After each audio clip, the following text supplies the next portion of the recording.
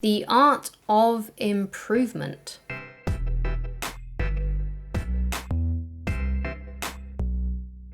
Hi guys, my name is Christine and I'm a dating, relationship and personal development coach.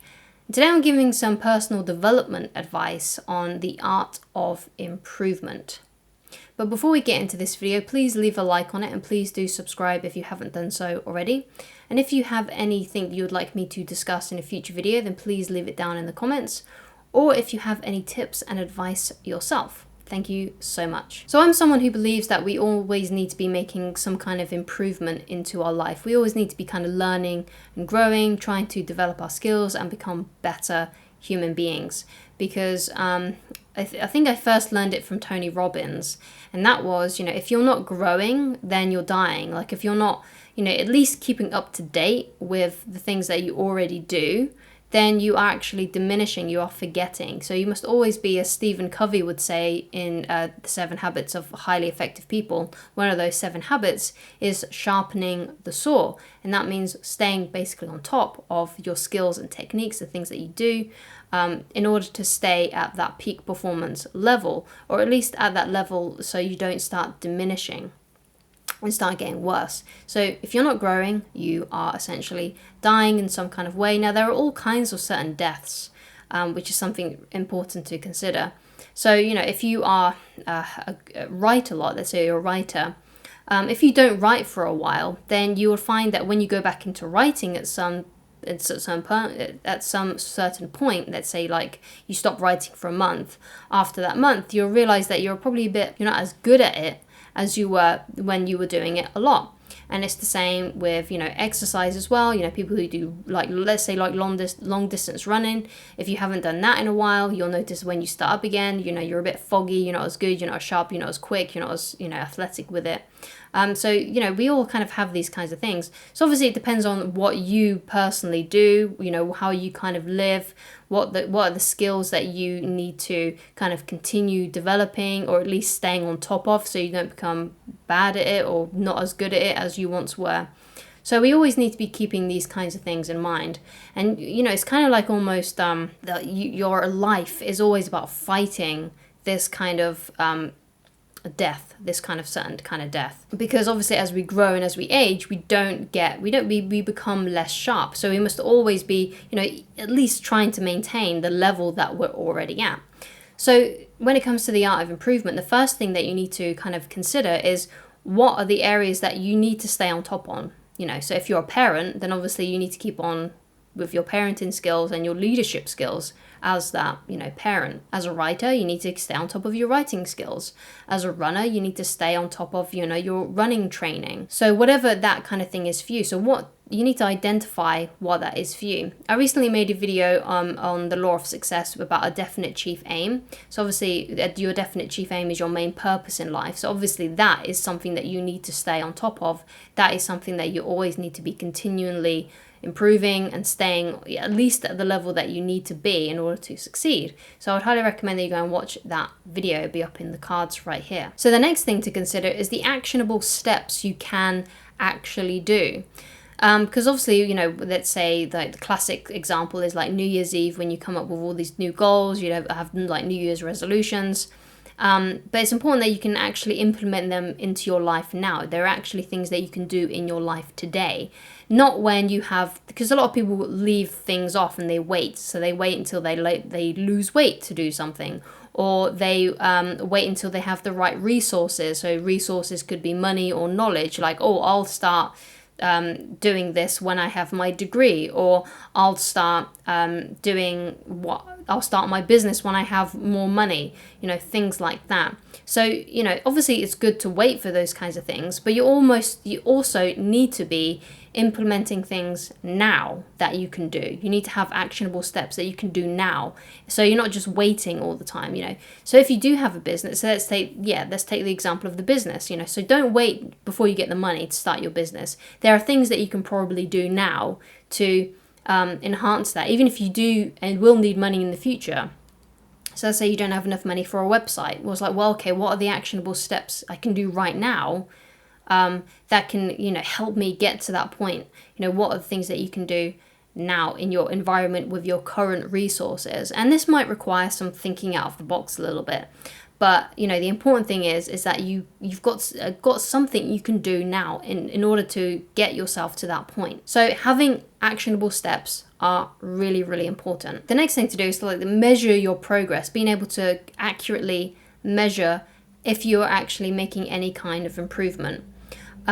So this might be a common one with, let's say, people who exercise a lot, who do weightlifting and things like that. They take notes, they have journals on basically how much they're able to lift, how many reps they've done. Being able to measure that is important. So then they can look back on it and think, oh, wow, last month, I was 2 kilos down, but now I can, I've been able to add those extra 2 kilos and I'm actually performing pretty well. I've done more reps with it, I've got to that point.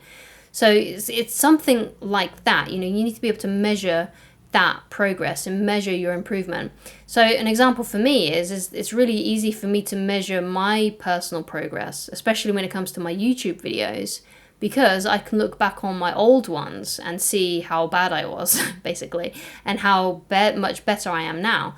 And, I'm sure in a year's time, I'll look on these videos I'm making and be able to tell that there's some kind of improvement. At least that's what I'm hoping anyway. I hope that in a year's time, I can look back on these videos and think, oh, I've improved since then, instead of, oh no, I got really bad, I really suck now. So it's being able to measure that improvement is really, really good. And something really, really important if you want to start improving yourself. Find a way that you can measure it. It might be by taking notes. It might be by making some kind of portfolio, especially if you're an artist. So if you're an artist, then obviously, get printable work of what you've done if you do it on electronically. Obviously you can check on your computer if you do electronic kind of art, through Photoshop and stuff. But being able to look back through the work that you've done is a great way to see how much you've improved or digressed. And then if you feel like you've digressed in any way and you've decreased your skill, then you need to, make more improvement. That you need to do something better. And you need to, do more, basically. You need to sharpen that saw, as Stephen Covey would say, and get better and start to improve again. So it's good to always measure these kinds of things and be able to tell. You don't need to have accurate measurements all the time, although some people will probably want to do that. Depends on, the context of what you're trying to improve on. But at least that you're improving, and you can kind of tell, you can get the gist that the fact that you are improving is probably enough. If you can tell just by looking, that's probably enough. But some people might want to take a more accurate measurement. So another thing then, obviously, is to don't worry too much and don't beat yourself up that much if you, for whatever reason, haven't improved, or if you digress, or and you start to get worse for a little bit and you dip and you go back to, let's say you've started these new wonderful habits and then you realize, oh God, I've actually got worse. I've actually stopped doing a lot of these things. Don't beat yourself up about it, because this is something I used to do, and sometimes, I admit I still do. If I, regress a little bit, then I start to beat myself up about it. But the important thing that you must do, though, is to get back on the horse. So when you start noticing that, I'm not doing as much as I should be doing, you need to get back on the horse. So don't think about too much and don't dwell too much on the regret and things like that. Just try to get back on the horse and get back at it. Because obviously we're only human beings. So at some point you will digress a little bit. You will regress. I keep on saying digress. I'm pretty sure it's regress. But yeah, so there will be some points when you do regress back, or you don't do what you should be doing, or you get worse in some kind of way. But it's important that you don't worry too much about that, because we are only human beings. It's bound to happen at some point. It might even be your fault as well. For some, you might get sick, you might get poorly, and then you can't do what you need to do, and obviously you don't do as well at that stage when you're unwell. So obviously don't worry about those kinds of things. Just get back on the horse when you're able to. So another thing is to always be in search of things that you can do to improve.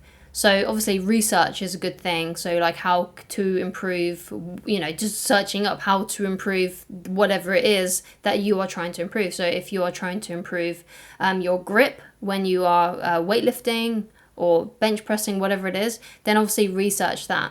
If you're trying to improve your art skills, then obviously try and research that. Find ways on how you can improve that. Maybe even just really small improvements. So let's say you are an artist, you might just get like a different kind of like chair to work in that is more comfortable. That will be a way to improve, because you won't be, you know, too focused on, you know, how bad your back feels or something. So even just like really small improvements can actually add up to quite a lot over time. So, you know, finding ways that you can make the situation better for yourself, making it more easy for yourself so you can focus more on your actual skill, can actually really benefit you. So obviously, you know, personally those things that you might need to do, those things you might need to research, so I'll trust you to come up with those conclusions for yourself. So there's a famous like NLP formula. Tony Robbins uses it a lot on you know, trying to improve, having certain levels of success. And it goes like this. So the first step is to know your goal. So know what it is that you want. What's the ultimate outcome that you are trying to achieve? The second step is obviously to take action. What are the actions or action that you need to take in order to get to this goal, in order to attain this goal? Figure out and to see and have the self-awareness if whatever you are doing is working. So you need to ask yourself that question, like, okay, so I've been doing this for a while. Is it working? Am I improving? Am I getting there? And the last point is to, if you are not getting there, if it's not working, then you need to change your approach.